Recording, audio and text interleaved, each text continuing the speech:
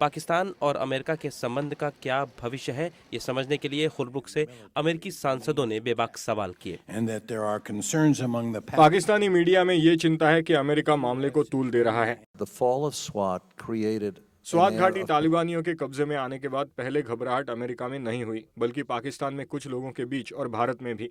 मैंने देखा कि कुछ लोगों ने स्वात में अपनी छुट्टियां खत्म कर दी और वो स्तब्ध थे, और तब वो घबराहट अमेरिका पहुंची।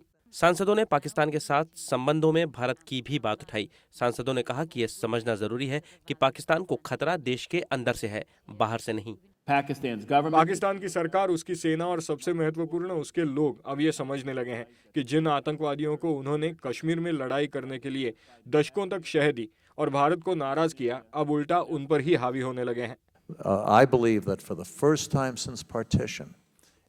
मैं समझता हूं कि बंटवारे के बाद पहली बार भारत पाकिस्तान और अमेरिका के सामने समान दुश्मन है, और मैं ये उम्मीद करता हूं कि भारत में चुनाव के बाद और कांग्रेस में बिल पारित होने के बाद हम इस बात पर सहमति पा लेंगे कि समान खतरे से निपटने के लिए समान कार्रवाई की जरूरत है।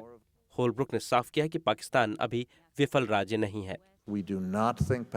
हम नहीं समझते कि पाकिस्तान एक विफल राज्य है। हम समझते हैं कि ये एक ऐसा राज्य है जिसके सामने कई चुनौतियां हैं और दुश्मन भी जो हमारे भी दुश्मन हैं। And we have, Mr. Chairman, the same common enemy.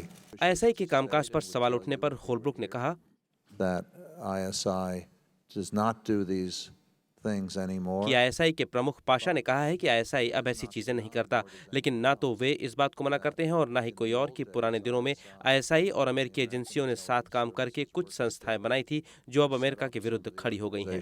Which have now turned against the United States. Amit Shrivastava, voice of America, Washington DC। It concerns me greatly